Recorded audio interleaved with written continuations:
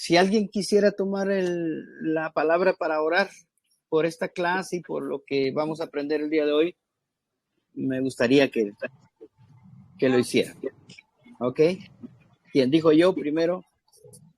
Yo, Aime. Ok. Señor Jesús, en esta noche, Padre, te damos tantas gracias, Señor, por que estamos tan bendecidos, Señor, por esta clase. Te pido, Señor, que quites de nuestra mente cualquier cosa que pueda distraernos, Señor. Que seas tú el que hable por medio del hermano Hugo, Señor. Agradecemos, Señor, por todo esto. Señor, bendice esta clase, Padre, que llegue a nuestro entendimiento, Señor, a nuestro corazón, Señor, y que aprendamos realmente lo que es una vida de iglesia, Padre. Te lo pedimos en el glorioso nombre de tu Hijo, Cristo Jesús. Amén. Amén, amén. Gracias, Señor. Teníamos una lectura, ¿verdad? Ya que la hermana oró, que nos comparta un poquito de una vez la hermana Aime, ¿cómo se? Perdonen que yo no sé. Aime. Onerina. Hermana Aime, ¿cómo le fue con la lectura de Primera de Juan capítulo 3?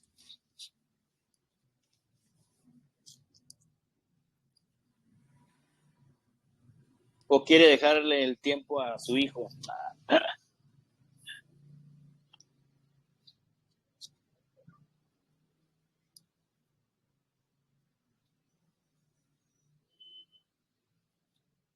¿Será que me escucharon?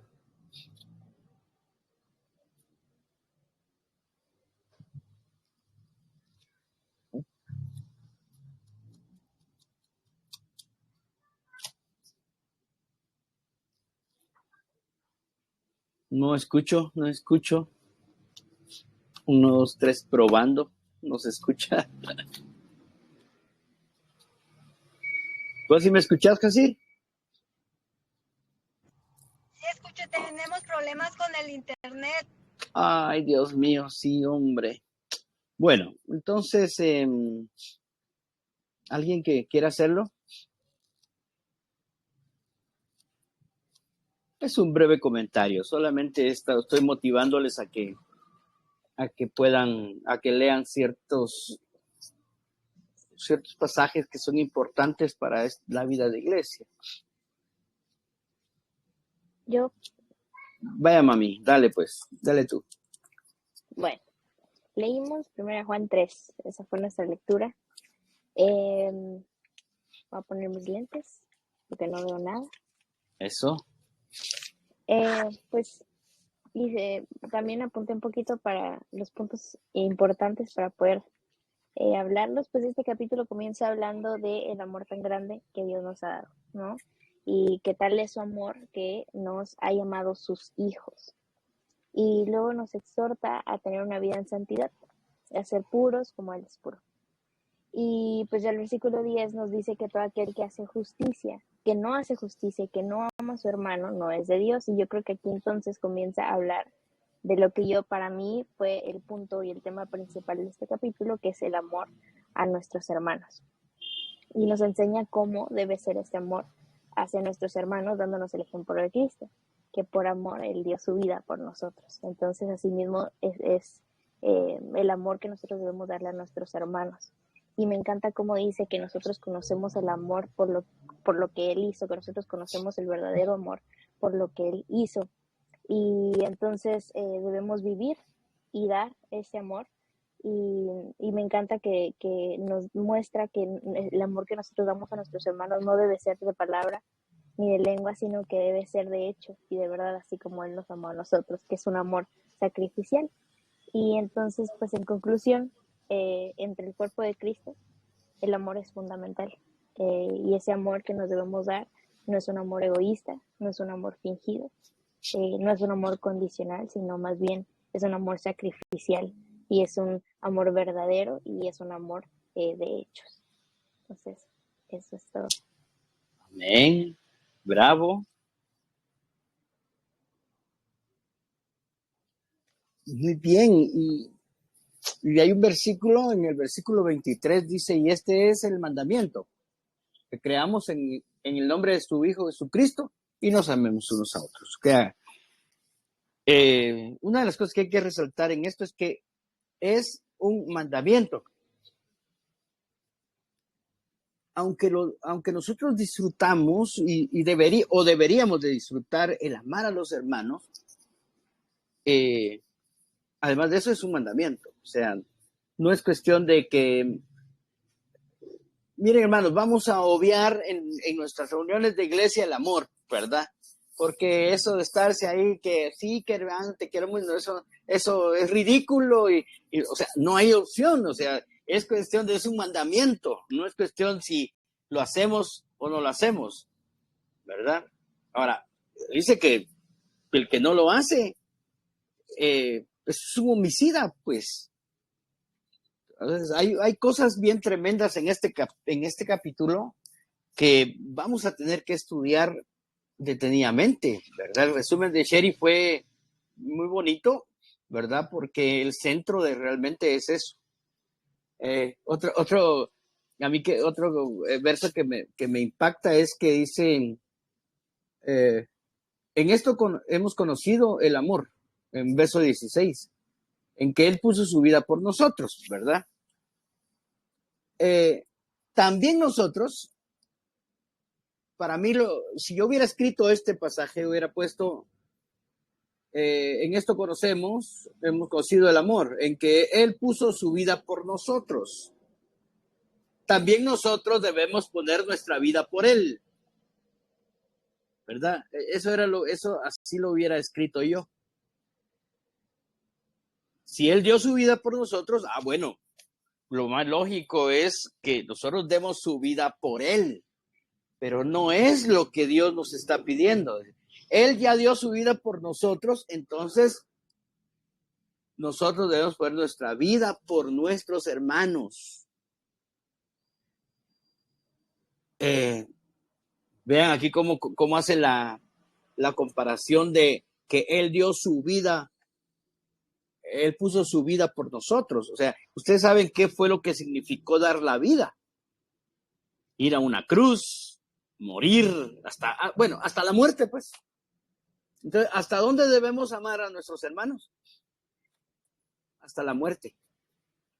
Y ahí es donde se nos complica la cosa. Y esta es parte de la oikonomía de Dios. Por eso es que los he puesto a leer ciertos capítulos, ciertos versículos, porque esa es la oikonomía de Dios. Es el deseo de Dios. Es el plan de Dios. Y de eso vamos a hablar hoy, acerca del plan, de la economía de Dios y del plan eterno. Entonces, es importante que nosotros comencemos a pensar en estas cosas, ¿verdad? No es cuestión de que, ¿qué tal, hermano? Mucho gusto y una palmadita en la espalda, pues. Es amarlo. Y no es cuestión de que voy a amar al que me cae bien. A veces un hermano hay que amarlo, ¿verdad? Así que este es el comentario. Gracias, Sherry, por el comentario. Ahora vámonos, bueno, antes de comenzar a leer la Biblia, yo quiero hacer una introducción a lo que hoy quiero compartir con ustedes.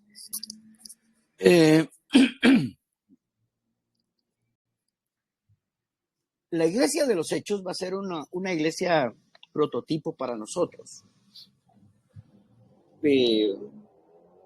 Lo que pasó en los Hechos de los Apóstoles prácticamente son los principios que nos van a regir realmente en muchas de las cosas que Dios quiere que hagamos como vida de iglesia. Y esa iglesia de los Hechos, o la iglesia del principio, ¿verdad? Es realmente donde inició la iglesia. Antes de ese tiempo no existía la iglesia. La iglesia estaba en la mente de Dios. La iglesia estaba incluso escondida, porque dice que estaba en el misterio de Dios. Era un misterio. Ya lo vamos a ver un poquito adelante, que era un misterio. Que a los antiguos, dice, no les fue revelado, dice Efesios, pero ahora a ustedes les ha sido revelado.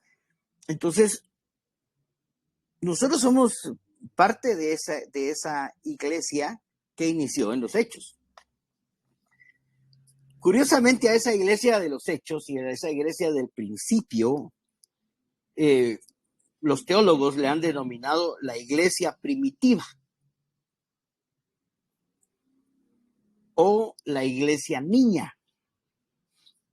Fíjense cómo le pusieron, la iglesia primitiva y la iglesia niña.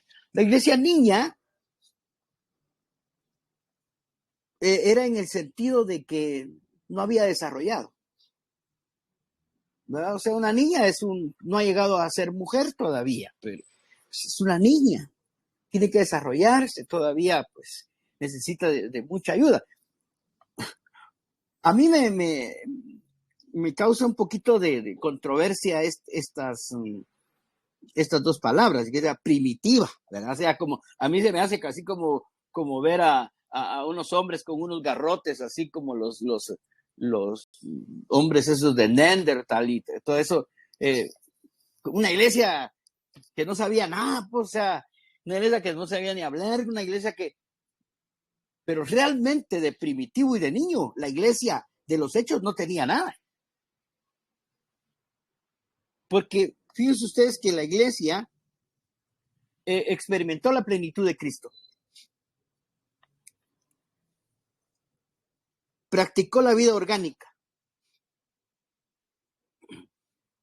Expresó a Cristo en su tiempo. Y al Cristo múltiple, porque ellos eran la iglesia. Desarrolló la vida, desarrollaron la unidad y el amor, lo que estábamos hablando un poquito antes. Desarrollaron la unidad y el amor, hasta el extremo que todo lo vendían, todo lo tenían en común, dice, y comían con sencillez de corazón. O sea, no les importaba si era solo panito con frijol.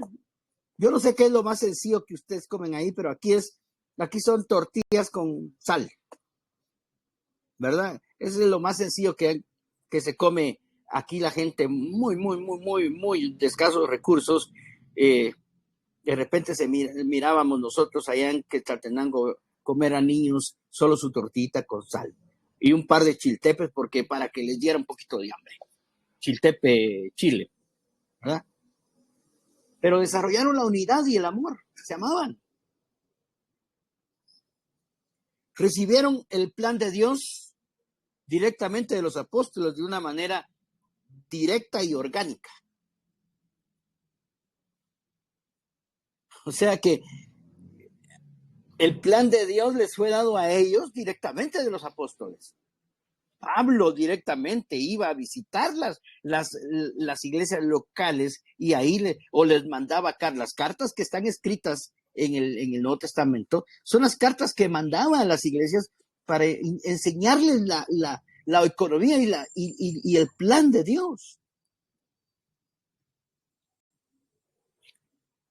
La vida de iglesia para la iglesia del principio fue una realidad. O sea, ellos no se esforzaron en ir a la iglesia. Ellos lo único que hacían era, como decir, su vida cotidiana era la vida de iglesia.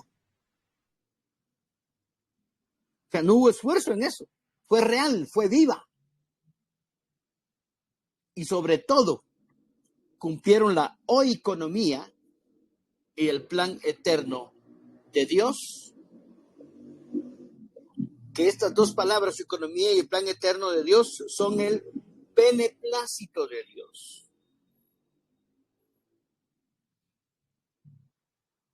Entonces, aquí vamos a comenzar con esto, hablar acerca de economía y el plan de Dios y el beneplácito de Dios.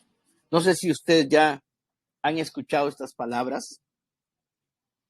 Pregunto. Así, solo levánteme la mano. ¿Ya han oído hablar acerca de la oikonomía de Dios? Levante la mano. Quiero ver, por lo menos 1, 2, 3, ya. Y acerca del plan eterno de Dios o del misterio de Cristo. ¿Ya han oído hablar también? Excelente. Y de el beneplácito de Dios. Ok. Bueno, si no lo han oído, pues hoy vamos a platicar un poquito de eso. Y durante las clases restantes, que ya nos quedan solamente 10 clases restantes, vamos a estar hablando acerca de esto, de la economía de Dios. Porque es el centro del plan de Dios. Y el beneplácito de Dios. Entonces, vamos a comenzar con esto, con la economía de Dios. La palabra economía es una palabra griega que traducido al castellano es economía.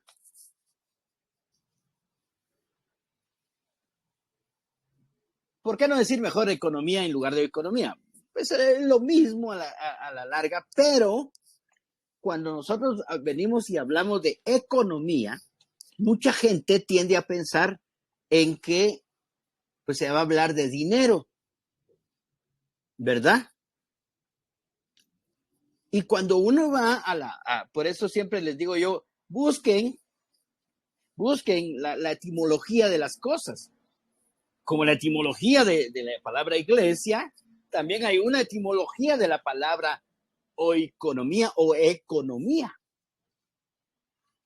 Y porque, digamos, ustedes ponen solamente economía, les va a salir todo el diccionario, les va a salir que es respecto a cosas económicas, cosas de dinero, ¿verdad? Entonces, pero si ustedes van y buscan en un diccionario bíblico y van a la etimología de la palabra, no es en cuanto a dinero lo que vamos a hablar, sino es en cuanto a varias cosas. Esta palabra tiene la connotación, o el significado de administración.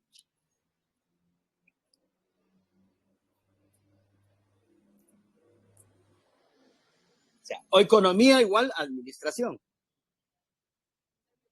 O dispensación.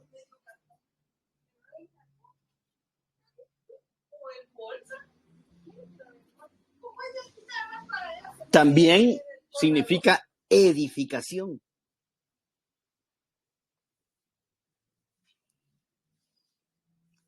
También significa plan. Un plan, digamos. Y por último, la palabra mayordomía. Esa palabra sí la han escuchado, se escucha mucho en la Biblia. Y esa es la cosa que nosotros tenemos como que a veces no nos vamos un poquito más allá de las cosas, porque yo recuerdo que antes de yo conocer todo esto, antes de ponerme a estudiar, yo oí hablar de mayordomía, mi mente se iba a un sirviente, a alguien que iba a abrir la puerta en una mansión, ¿verdad? El mayordomo abría la puerta, servía los tragos y las boquitas y era un sirviente, pues, pero realmente no es eso la mayordomía, ¿verdad? Ya vamos a ver qué significa eso.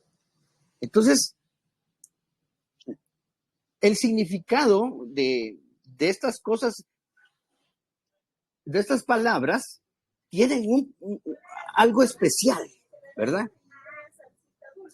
Y ya lo vamos a ver en algunos versículos. Entonces, también la palabra oikonomía significa leyes domésticas. Leyes domésticas. Y esto nos lleva cuando hablamos de algo doméstico, es algo de hogar, ¿verdad? Algo de casa. La idea de Dios, al darnos su economía, es que Él tiene una familia. La familia de Dios, somos la familia de Dios. Aquella canción que cantaba, que canta Sherry, de que somos su pueblo, la familia, la morada. todo eso, somos una familia. Todas esas cosas somos nosotros, la iglesia, el cuerpo, la amada, la familia de Dios, la morada de Dios. Pero entonces somos una familia y Dios tiene una familia. Entonces las leyes domésticas son la economía de Dios, son las leyes que Dios le da a un hogar, a una casa. Por eso es que la iglesia de los Hechos se reunía en casas, porque la iglesia tiene ¿cómo les dijera yo? Debe tener el olor y el sabor de un hogar. Eso es una cosa sumamente importante. Debe ser la iglesia, es un hogar, es la casa de Dios. Pero tiene reglas, tiene leyes. Yo no fui una persona muy severa con mis hijos de ponerles leyes, pero en algún momento les decía, bueno, cada quien, hoy va a lavar los platos fulano, la otra semana sultano, mengano, y así los ponía a hacer ciertas cosas, a barrer, sacar la basura. Recuerdo que había alguien que era el que tenía que sacar la basura, y así, pues, habían leyes en mi casa. O sea, Dios tiene leyes para su casa. Y esa es la economía de Dios, o la economía de Dios, las leyes de su casa.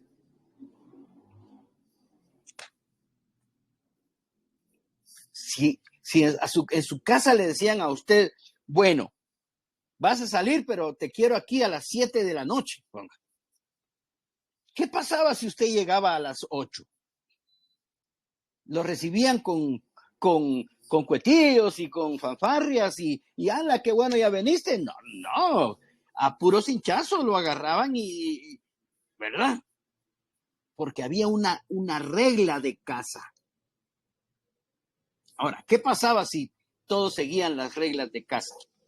Papá y mamá estaban felices. O sea, no había para dónde. Entonces, igual pasa en la iglesia de Dios. La familia de Dios tiene un hogar. Somos una familia, pero donde hay leyes y hay normas a seguir. ¿Para qué son estas normas? Para complementar el deseo de Dios.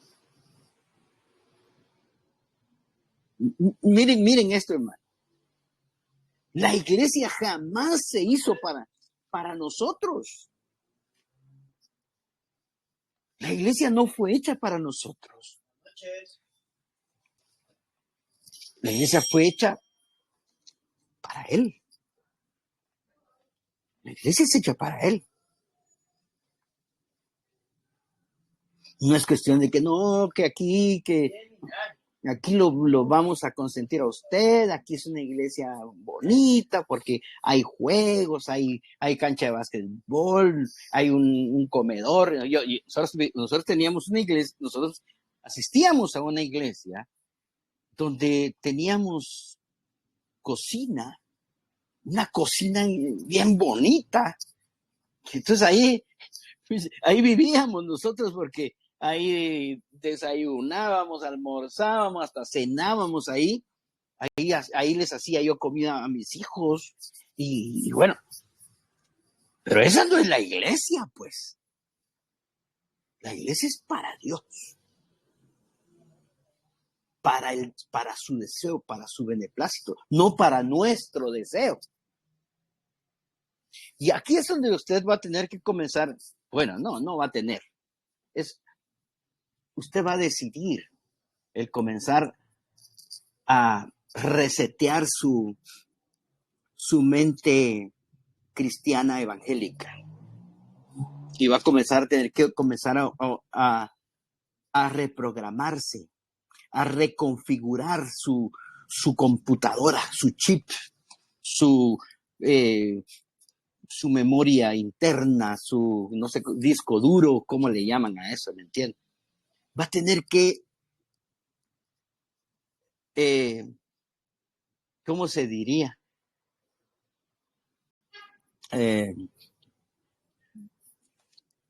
Va a tener que dejar va a dejar muchas cosas, resetearse, limpiarse, porque a estas alturas el evangelio ya tiene muchos virus, hermano. Y entonces viene uno y sigue metiendo cosas ahí con virus. Hay virus, pero sigamos metiéndole cosas y cosas. Entonces, no, hay que resetearse y hay que reenseñarse. Entonces, ¿por qué? Porque la iglesia, esta primera cosa es choqueante, hermano. Que todos dicen, no, vaya a la iglesia, ahí lo van a sanar. La iglesia no es para que lo vayan a sanar a usted. No digo que no haya sanidad de Dios, pero no es para eso la iglesia. La iglesia es para llenar el beneplácito de Dios. Vaya a la iglesia y ahí le van a sacar todos los demonios que usted tiene. Perdone, pero tampoco es para sacar demonios. Bueno, sí, porque el que cree en mi nombre echará fuera demonios. Sí, pero la iglesia no es para eso. Todos sus problemas todos sus problemas económicos, mire, venga, dé su diezmo, haga pactos, pague los pactos de $100 para arriba y entonces la iglesia, entonces se le va a arreglar la vida. Pero la iglesia no es para arreglar la vida. Ni mucho menos para hacer pactos para que Dios lo sane a usted. ¿Cómo así? ¿Cómo así que usted va a pagar para que Dios lo sane? Esos son los pactos, hermano. Ponga $100 y va a recibir su sanidad. Es un pacto. Ok, yo doy mis $100, entonces Dios me tiene que sanar. Eso no es la iglesia, hermano. O sea, la iglesia se perdió. Fíjese que por eso les decía que esta iglesia de primitiva y de niña no tuvo nada, pues porque realmente vivió la plenitud de Dios, de la enseñanza de Dios. Agradó a Dios. Durante los primeros, algunos dicen que fueron 100 años, otros 200 años, la iglesia caminó bien. La iglesia iba bien. Los primeros 200 años, digamos que fueron. Pero ya en algunas cartas, como la primera de Tesalonicenses y segunda de Tesalonicenses, ya se veía, en Timoteo también, se veía que ya había gente que estaba tratando de hacer caer a la iglesia. Y en Tesalonicenses vemos que había un ataque de 3 maneras. Dice que una era por espíritu, otra era por carta y otra era por palabra. Ustedes pueden leer Tesalonicenses que había gente que los atacaba por esas 3 formas. O sea, que llegaban y les decían, mire, así dice el Señor, y les atacaban especialmente en la venida del Señor. Así dice el Señor ya vino y ustedes se quedaron. Y entonces les comenzaba a decir un montón de cosas. Entonces ellos se atemorizaban. Era una iglesia fabulosa porque dice Pablo que les alababa el amor, les alababa la unidad, la fe, todo era, pero había una corriente que los estaba atemorizando. Fíjese usted qué tremendo. Entonces, por palabra, dice, bueno, había gente que ya les llegaba a predicar específicamente lo contrario de lo que Pablo les había enseñado. Y también había una carta que andaba corriendo por ahí, que iba en el nombre de Pablo, cosa que Pablo no escribió. Lean Tesalonicenses, es un libro bien cortito, van a leer todo eso. Entonces, hasta se habían inventado una carta de parte de Pablo para hacerlos caer de la buena doctrina que llevaban ellos, de la buena vida en Cristo que ellos estaban realizando. Ellos estaban haciendo la economía de Dios, el beneplácito de Dios, pero siempre el enemigo los ha estado siempre para hacer hundir a la iglesia. A los 200 años hubo un periodo del oscurantismo donde aparentemente la iglesia declinó. Yo digo aparentemente porque yo no creo que el diablo haya ganado la batalla. Creo que siempre quedó un remanente por ahí, ¿verdad? A tal extremo que después del oscurantismo, ¡pum!, aparece en poder la Iglesia Universal. Usted sabe de qué le estoy hablando. No la Iglesia Universal de Cristo, sino otra iglesia, otra religión. Una religión que hizo de la religión un gobierno, una forma de gobernar. Entonces, después de aparecer aparecieron ciertos hombres como Lutero que salieron de ahí.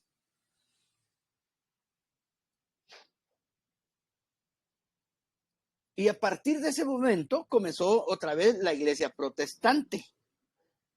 ¿Qué eran los protestantes? Los que protestaron acerca de las cosas que se hacían antes. El problema es que no volvieron a la economía de Dios. Sí se basaron en algunos versículos bíblicos para continuar una forma más apegada a la Biblia. Pero de alguna manera no continuaron con la economía de Dios. Entonces, cada quien hizo su iglesita, pues, ¿verdad? Entonces, ahí comenzaron a subir todos los, ¿cómo se llaman esas? Las iglesias con su nombre, ¿verdad? La iglesia, la primera fue la luterana, y de ahí comenzaron los bautistas, los cuáqueros, y comenzaron a salir hasta que llegaron a los pentecosteses. Pero cada quien tenía su forma de hacer la iglesia, pero una forma personal. Y después comenzaron a ponerle ya nombres como la iglesia, no quiero decir nombres, pero realmente hay miles de esas iglesias, ¿verdad? Ríos de Aguas Vivas, por ejemplo. La iglesia Ríos de Agua Viva.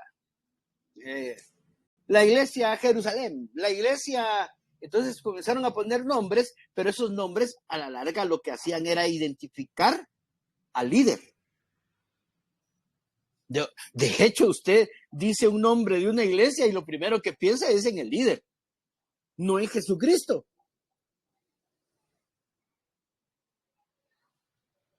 Entonces Cristo en eso perdió la primacía. ¿Por qué? Por no seguir la economía de Dios. Porque ya no regresaron a la economía de Dios, al plan de Dios, a las leyes que Dios había puesto. Y entonces comenzaron a poner nombre, comenzaron a tener jerarquías, por ejemplo, ¿verdad? Pusieron jerarquías, cosa que la iglesia de Dios, la iglesia de Cristo, la iglesia orgánica no tiene jerarquías. Según Dios, pues, según la Biblia. Ya vamos a ver cada cosa de esas. La iglesia de Cristo no tiene nombre. Ya tiene un nombre, pues, es iglesia de Cristo. ¿Por qué se le va a poner un nombre a lo que ya tiene nombre? Y así fue como la iglesia, hoy por hoy, está desviada del blanco. Está caminando, cada quien camina.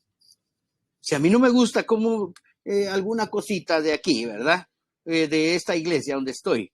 Entonces lo que hago es irme a otra. Y si la otra no me gusta, entonces a la tercera mejor pongo la mía. ¿Dónde se va a hacer como a mí me gusta? Pues. Entonces cada quien está haciendo su iglesia a su gusto, para sus propios beneficios, no para el beneficio de Dios. Y ahí es donde les digo, se perdió la buena administración del plan eterno de Dios. Quiero que vayamos a Efesios 1, capítulo 9.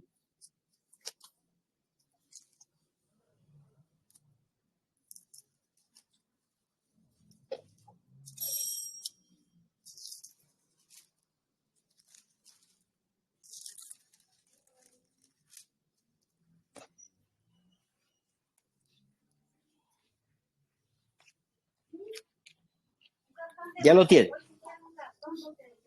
Dice,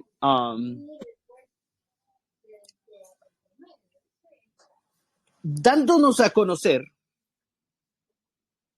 el misterio de su voluntad. O sea, ¿se acuerda que le dije que había un misterio? O sea que el misterio de su voluntad quiere decir que la voluntad de Dios era un misterio. ¿Y qué es un misterio? ¿Alguien me dice ahí qué es un misterio? ¿Cómo? Algo desconocido. No escucho, Dice fíjese. algo desconocido. Dice Algo exacto, algo desconocido. Ese es un misterio. ¿Algo más?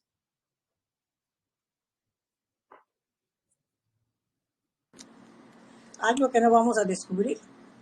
Algo que no se ha descubierto. Ese es un misterio, ¿verdad? Exacto. Muy bien. Entonces, misterio es algo que está oculto.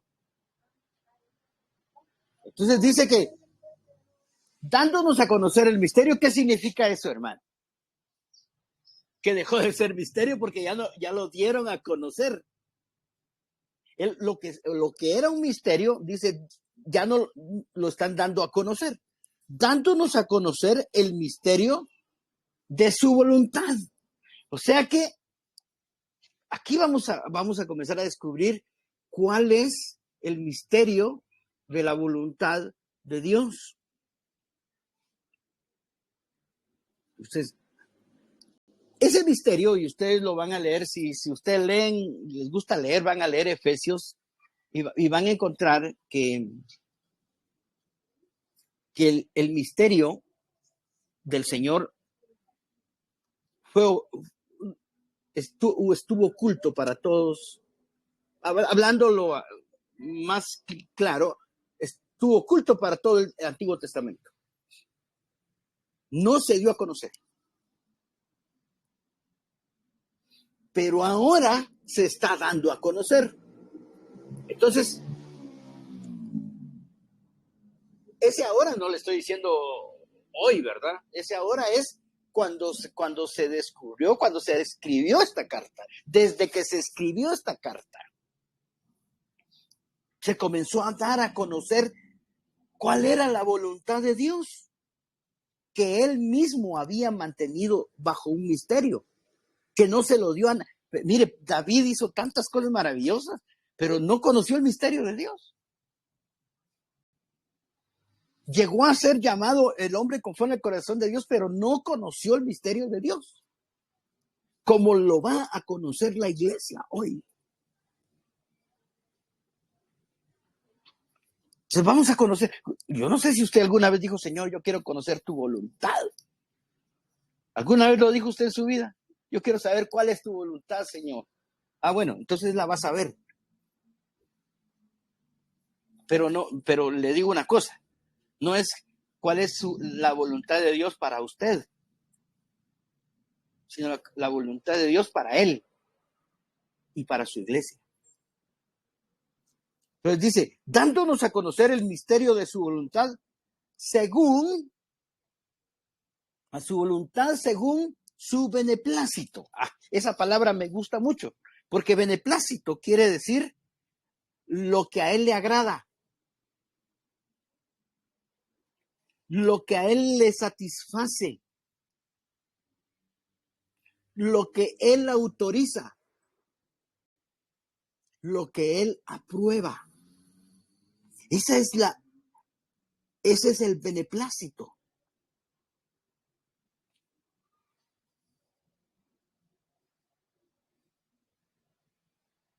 Lo que a él le gusta, lo que a él le deleita. Ese es el beneplácito. Entonces, dice que aquí se dio a conocer el misterio de su voluntad. O sea, se dio a conocer la voluntad de Dios. Entonces, la voluntad de Dios es que nosotros tenemos que hacer todo lo que a él le agrada, todo lo que a él le gusta, todo lo que él dejó escrito, todo lo que es el plan que él mismo se creó, porque dice que el cual se había propuesto en sí mismo. Él se creó un plan y dijo, esto es lo que quiero que se haga y esto es lo que voy a enseñar según mi economía. Entonces, el plan de Dios es su voluntad y su beneplácito, su deseo, es lo que él desea, es lo que él autoriza, no lo que nosotros creamos que es, hermano. Por muy buenas intenciones que tengamos en hacer algo de nuestra voluntad, para nuestra voluntad o para cualquier otra cosa, no es el beneplácito de Dios, hermano. Hay muchas cosas en la iglesia evangélica hoy que no son malas, pero que tampoco son el beneplácito de Dios.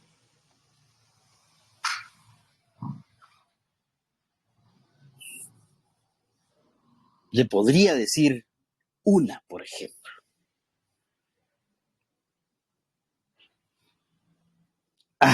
Me voy a meter a líos con esto, pero la alabanza y la adoración cultica. Y se lo digo porque yo pasé muchos años de mi vida haciendo eso.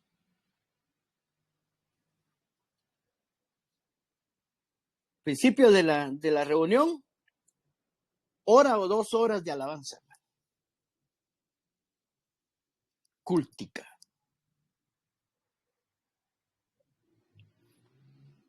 Ahora, no estoy diciendo que no hay que adorar ni hay que alabar a Dios. Claro que sí. Definitivamente. Hay que alabar y hay que adorar a Dios. Pero esa forma de culto, ¿en dónde está escrita en la economía de Dios?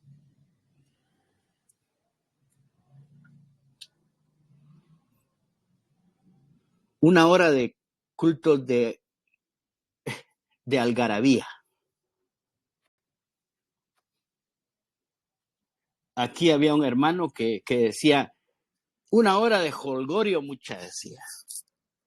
Jolgorio era como decir de fiesta, de guerra, de estar peleando y con la alabanza y que todo eso.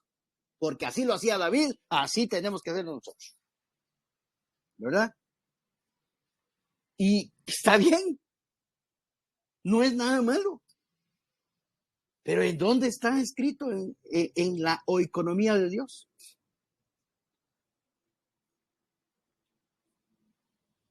No, la alabanza y la adoración sí está,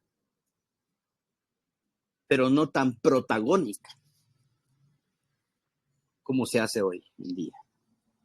Hombre, si la gente se enamora, me dice, esa iglesia es de alabanza, por eso voy ahí, porque a mí como me gusta la alabanza, yo ahí voy.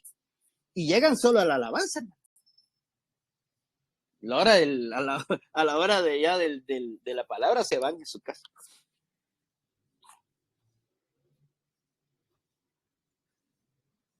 Por eso decía, hermano, son cosas bien tremendas estas, hermano. Entonces, el beneplácito de Dios es lo que Él autoriza, es lo que Él quiere. Entonces, ¿qué tenemos que hacer nosotros para agradar a Dios? Para estar en la economía de Dios, ir a la palabra de Dios y ver qué es lo que Él quiere. Bueno, si seguimos aquí, dice que Él se había propuesto en sí mismo. Él dijo, esto es lo que quiero. Y el que haga esto está conmigo. De reunir, en el verso 10, o sea que lo que Él se había propuesto en sí mismo era reunir todas las cosas en Cristo.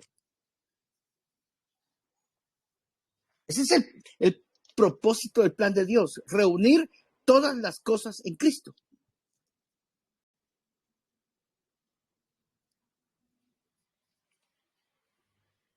El plan de Dios eterno es venir y reunir todo en Él.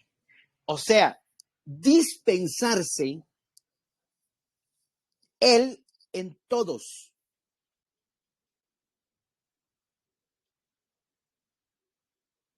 Al final de este versículo, en el verso 22, dice que Él lo llena todo en todos. Él es el que llena todo en todos. Entonces, la idea es dispensarse o distribuirse de sí mismo en nosotros. Ese es el plan de Dios. Ya lo vamos a ir entendiendo poco a poco, hermano. Dice, así las que están en el cielo como las que están en la tierra. Cuando se habla esta palabra, no sé si su Biblia dice lo mismo, de reunir todas las cosas en Cristo, en la dispensación. Esa palabra dispensación es la oikonomía de Dios.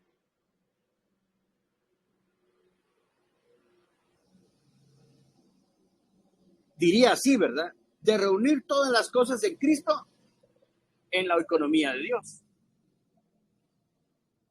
En la oikonomía del cumplimiento de los tiempos. En la oikonomía o dispensación es esa palabra. Ahí se usa la palabra oikonomía. Entonces, de reunir todas las cosas en Cristo, todo se va a reunir en Cristo en la oikonomía de Dios. Todo se va a reunir en Cristo si seguimos la oikonomía de Dios. Todo se va a reunir en Cristo si hacemos el beneplácito de Dios. Todo se va a reunir en Cristo en las leyes que Dios, si seguimos las leyes que Dios ha marcado en el Nuevo Testamento. Bueno, Dios mío. Dice,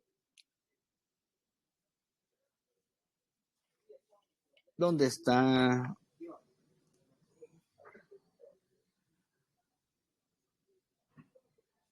Bueno, vayamos con esto primero. Entonces, al reunir todas las cosas en Cristo, ¿cómo se hace la reunión de todas las cosas en Cristo?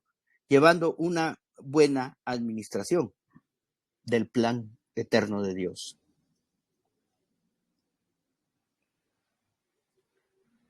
Siempre cuento esto y tal vez ya se los conté, pero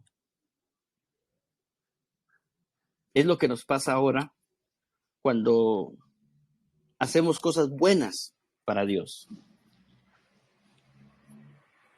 Un amigo mío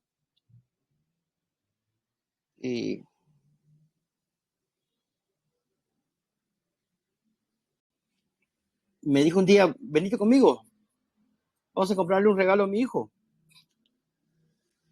Fuimos, compramos el regalo y el regalo fue un regalo muy bonito, era un carro grande, control remoto. Tal vez usted ahorita ya no se emociona mucho con el control remoto, pero en aquel tiempo el control remoto era una cosa maravillosa, en mi tiempo. Yo estaba joven y ya un control, acaban de salir los carros control remoto para niños. Compramos el carro control remoto y Y llegó con el gran cajón y se lo dio a su hijo, pues. Pero ¿sabe cuántos años estaba cumpliendo el hijo? 1 año.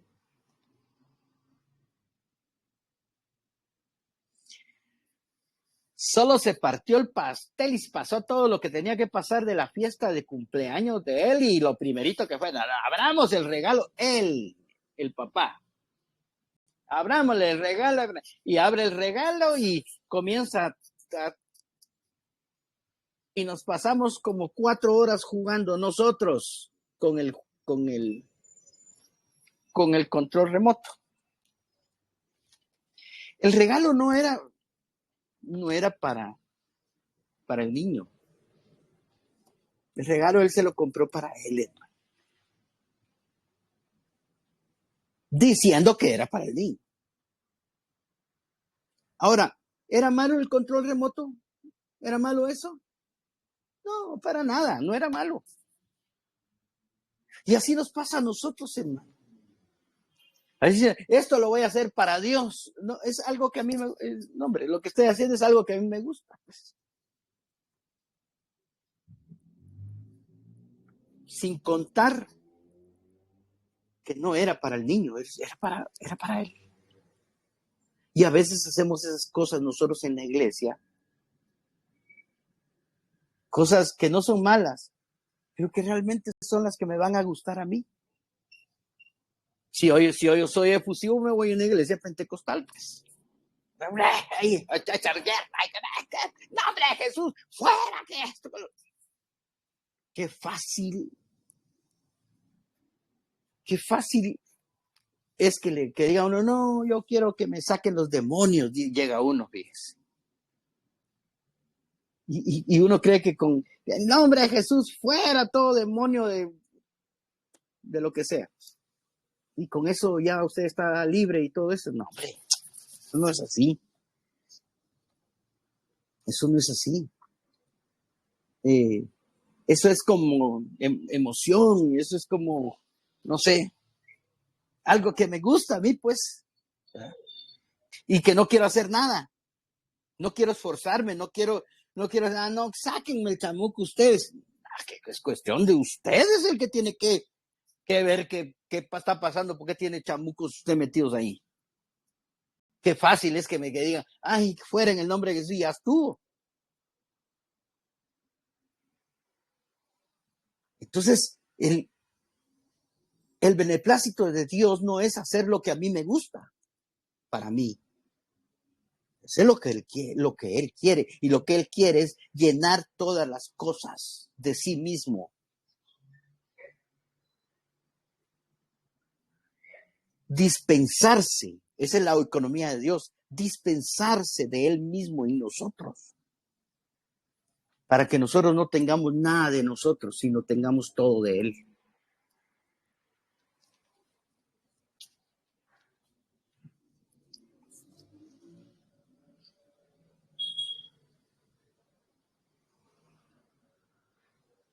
Bueno, miremos otro versículo, hermano.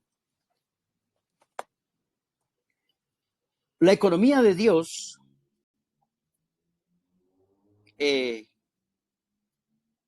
fue revelada a los ministros. Mire esto, a los apóstoles. Miremos 1 Corintios,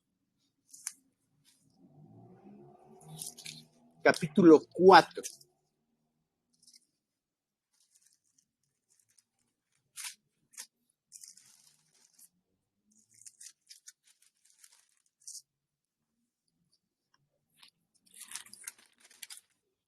Dice, así pues téngannos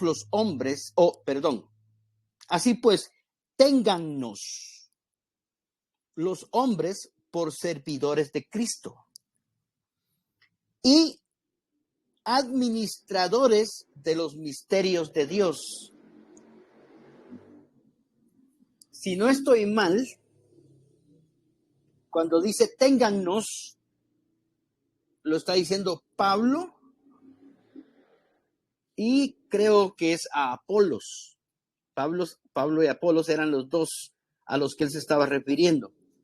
Téngannos los hombres por servidores de Cristo y administradores de los misterios de Dios. Si fuera en el original, esto diría, téngannos por servidores de Cristo y oikonomos de los misterios de Dios. Otra buena traducción hubiera sido, por ejemplo, no digo que esta sea mala, pero para entenderlo podría decir, ténganos por servidores y mayordomos de los misterios de Dios. Pero la palabra original es oikonomos. En la antigüedad, alguien que tenía mucho dinero o alguien que tenía una casa y tenía plata, venía y contrataba un oikónomo. Esa era la palabra, así se llamaba, oikónomo. O sea, un administrador, pues, o un mayordomo. Y entonces él le decía, mira, esta es la forma en que quiero que distribuyas o dispenses mi dinero. A mi hija fulana tal, cada mes le vas a dar tanto. A mi hijo fulano tal, cada mes le vas a dar tanto. Él comenzaba a poner las normas. Si cada tanto se va a distribuir este dinero, y esa era la forma en que el mayordomo, el oikónomo, administraba las cosas. Entonces aquí Pablo dice que lo tengamos a él, o que se le tenga a él como oikónomo. ¿Pero de qué? De los misterios de Dios. O sea, Pablo y todos los apóstoles de este tiempo fueron los oikónomos, los que tuvieron a bien, les revelaron los misterios de Dios y ellos los dispensaron a los demás. Esa era la economía. Enseñaron a cómo caminar como hijos de Dios. Por eso es que Pablo y todos los que escribieron en el Nuevo Testamento son las cartas que tenemos que seguir y nos enseñan a cómo ser buenos hijos, cómo ser buenos padres, cómo ser bueno esto, pero también nos enseñan a cómo ser una buena iglesia. O sea, una buena iglesia es una buena iglesia que sigue a los oikónomos. En este caso, Pablo y todos los demás. Los que nos enseñan cómo guiarnos, cómo conducirnos como iglesia. Es Pablo. Por eso es que a él le llaman el perito arquitecto. O sea, un arquitecto es el que hace el diseño de un edificio. A él lo dejaron encargado.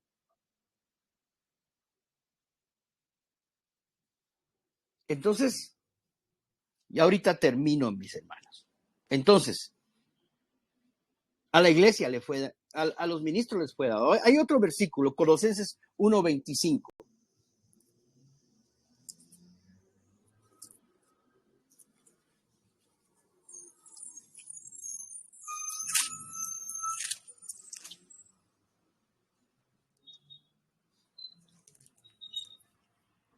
¿Ya lo tiene?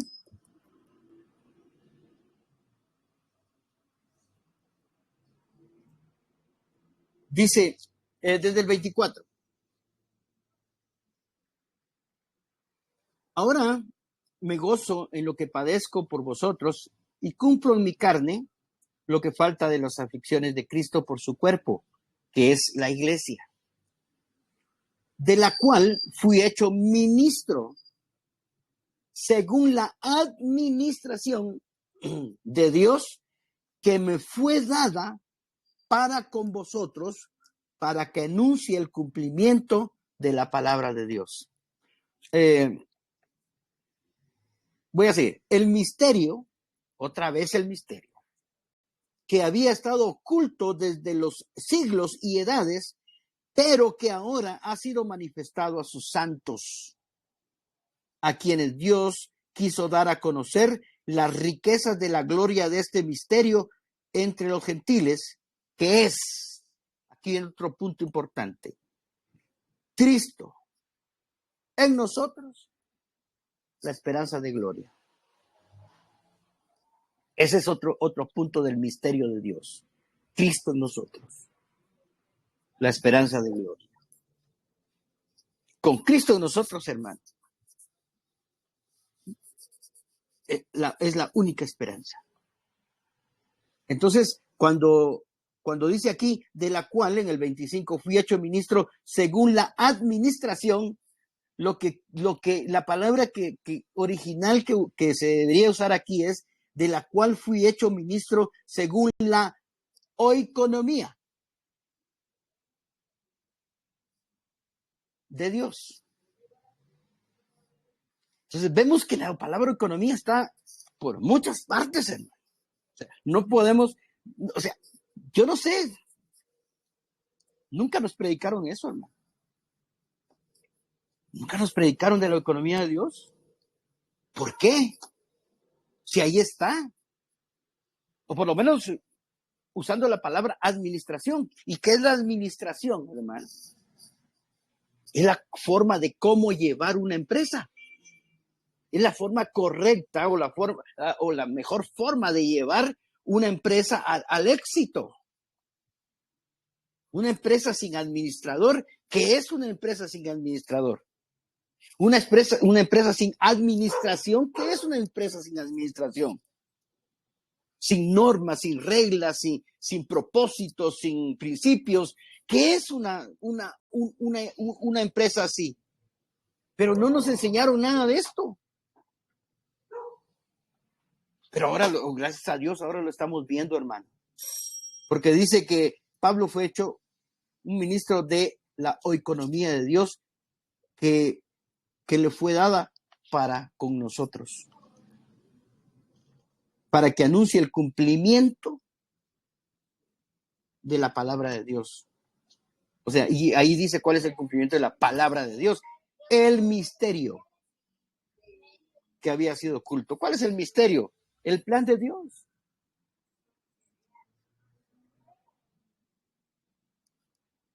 ¿Y cuál es el misterio?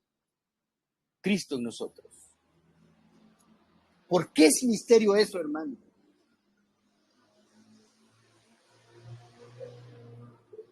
Porque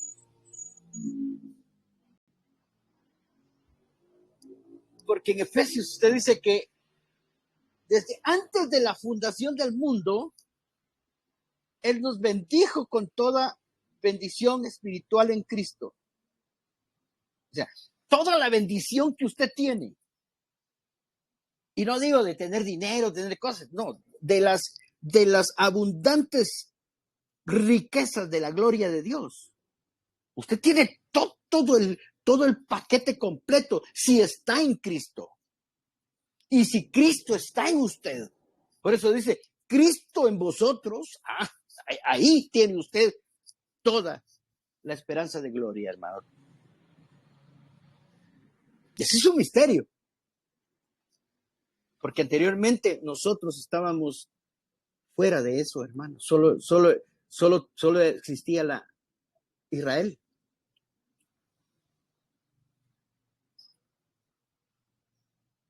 Pero en Efesios 2 dice que de los dos pueblos, o sea, judío y gentil, hizo un solo hombre, que es la iglesia.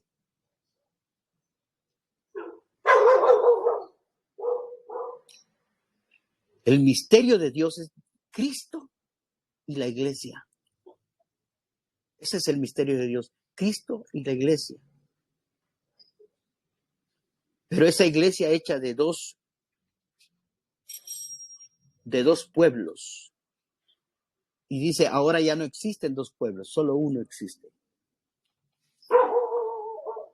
Y ese es el que va a tener las inescrutables riquezas de Dios, pero es aquel que está en Cristo. Dios mío. Solo quiero leerles Efesios 3 para terminar.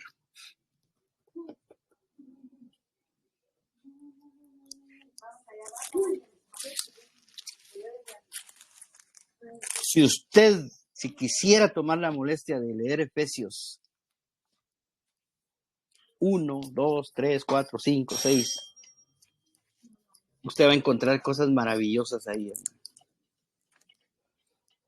Voy a terminar con esta lectura un poquito larga, pero del 1 al 10. Dice, por esta causa. O sea, ¿cuál es la causa? O sea, ¿o qué es una causa? Aquí en un tiempo, yo fui algo como tipo guerrillero. Ya les conté eso. Y había una causa. Y entonces la causa era como la igualdad y que el comunismo para Guatemala. No sabíamos ni qué estábamos haciendo nosotros, pero seguíamos esa causa, fíjese. Casi que a ciegas pues, seguíamos esa causa. Casi que nos matan, pero seguimos esa causa. Y pues ahí estábamos cantando en todos los mítines y estábamos cantando en las campañas y todas las cosas de la universidad y que la gran chucha y que cantando ahí cancioncitas de protesta en contra del gobierno. ¿Por qué nos arriesgábamos a todo eso, hermano? Por una causa. Entonces, así dice, ¿cuál es la causa? ¿Cuál es esta causa? La causa es el misterio de Dios.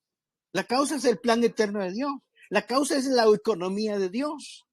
La causa es el plan eterno de Dios, Cristo y la iglesia. Esa es la causa.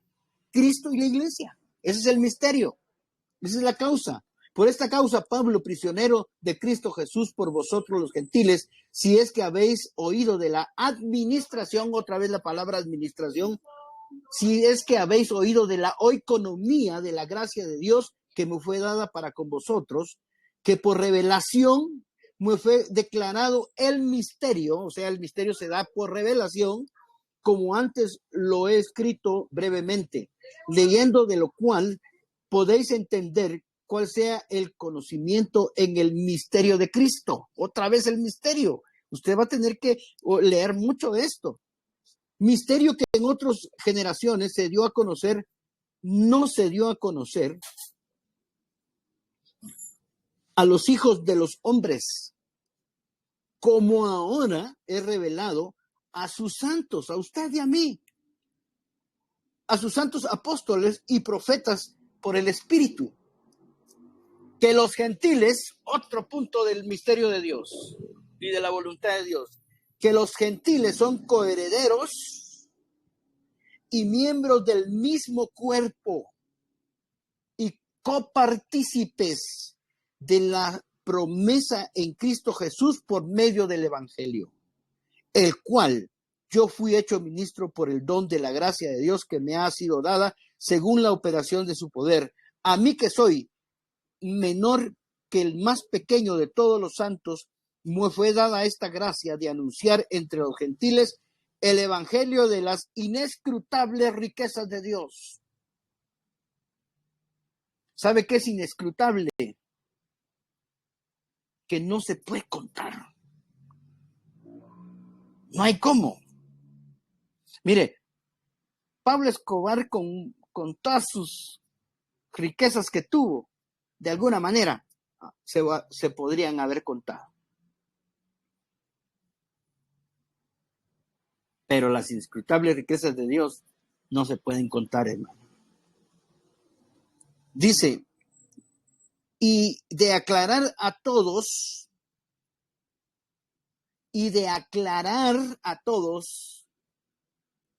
cuál es la, ahí dice dispensación, ¿verdad? ¿Cuál es la oikonomía? Y declarar a todos cuál es la oikonomía del misterio escondido desde los siglos en Dios que creó todas las cosas, para que la multiforme sabiduría de Dios sea ahora dada a conocer por medio de la iglesia a los principados y potestades en lugares celestiales. Nos queda a nosotros la tarea ahora que se nos fue revelada este misterio, darlo a conocer, hermano, conforme al propósito que hizo en Cristo Jesús nuestro Señor.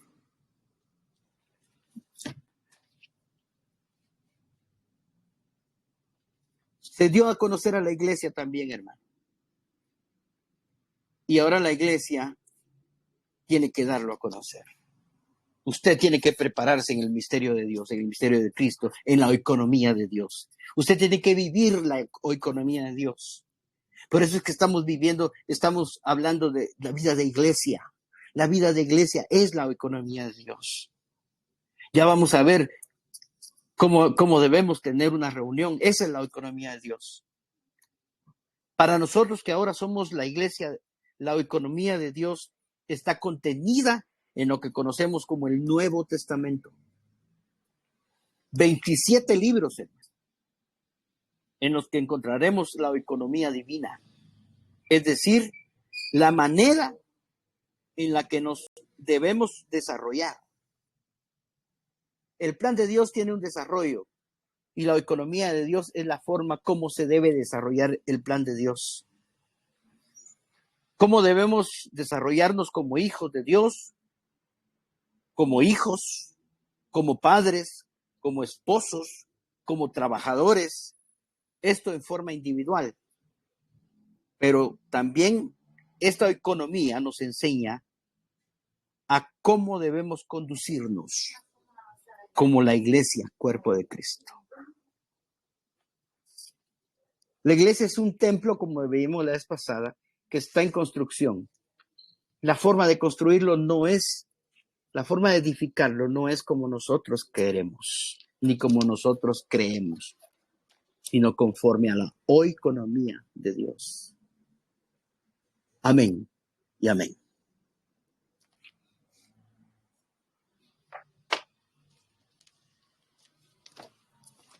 Si tienen preguntas, háganlo ahora o callen para siempre.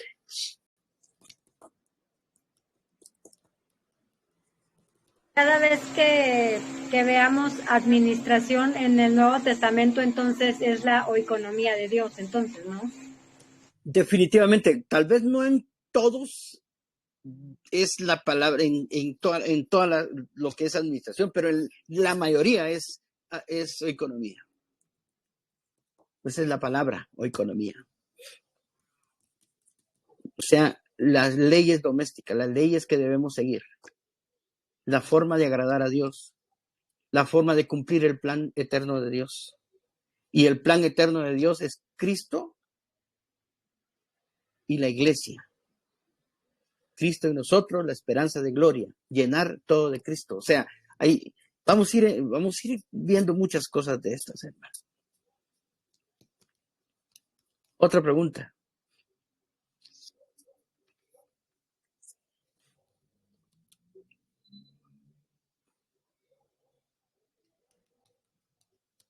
Pues hoy se nos ha revelado el misterio de Dios, como estando a la vista no lo podemos ver, que hoy nos dio usted esta clave, ¿no? Que es Cristo y la iglesia. Esa es la causa por la que estamos.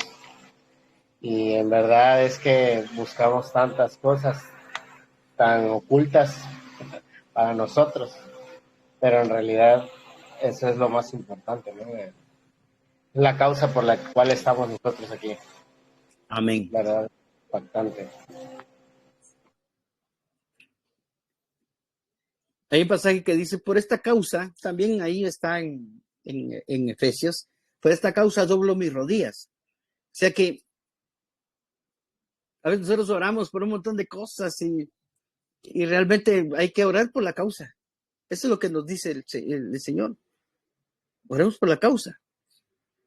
Porque esa causa debe ser nuestra causa. La causa de Dios debe ser nuestra causa. ¿Verdad? Una última pregunta y terminamos porque ya es tarde.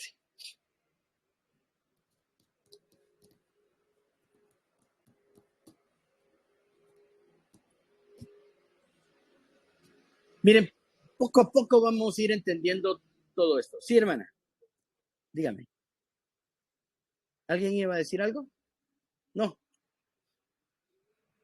Poco a poco vamos a ir entendiendo esto y vamos a irlo recibiendo más claro.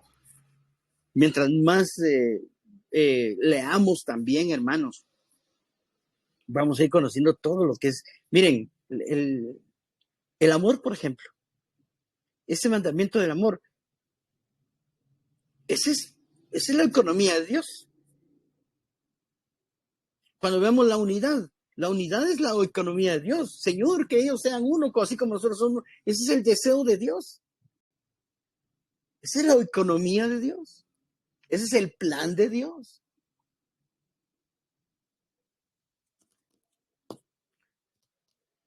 Amén. Y amén. Entonces, creo yo que dejémoslo por ahí. Dejemos algo para mañana, decía una hermana.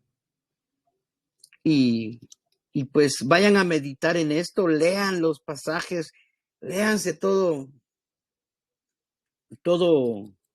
Efesios. Ahora les dejo todo Efesios. Solo les voy a dar una clave para que ustedes lean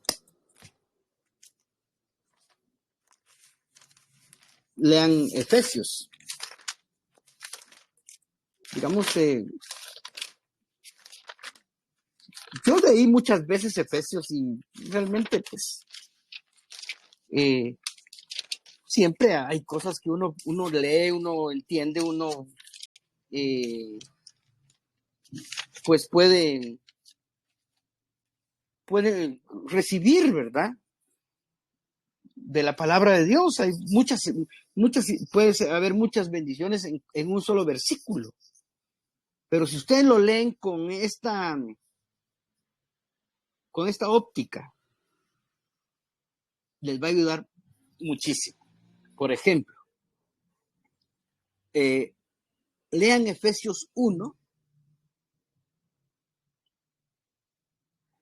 y busquen el cuerpo de Cristo.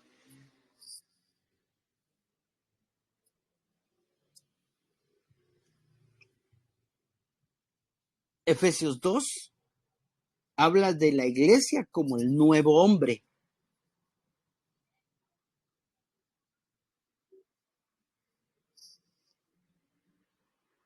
Efesios 3 habla del misterio de Cristo.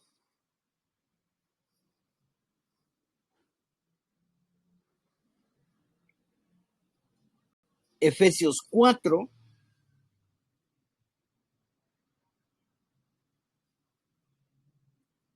habla de la manera de edificar el cuerpo de Cristo.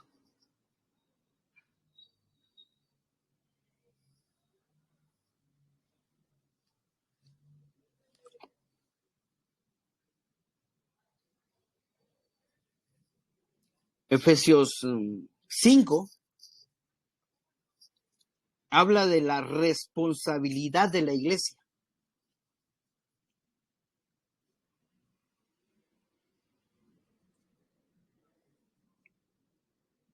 Efesios 6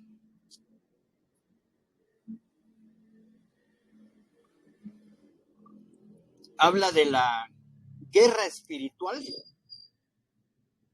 que libra la iglesia.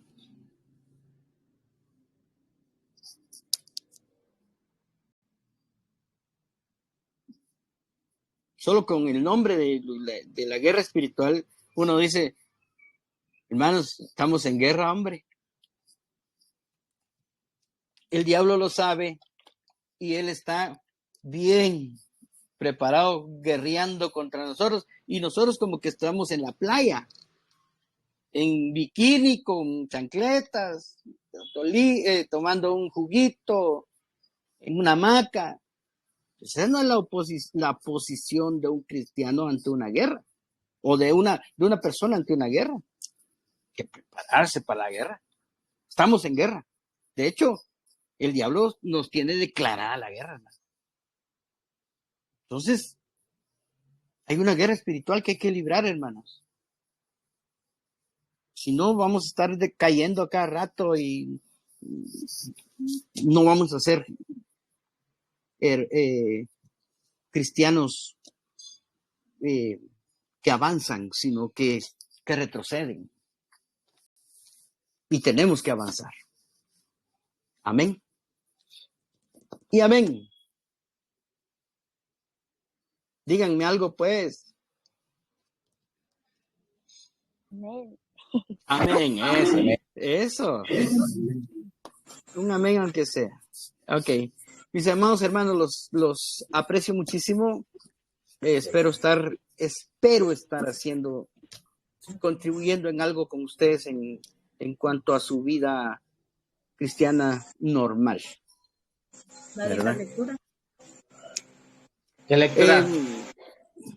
Todo Efesios. Eso lo leen en una hora, sin mucho.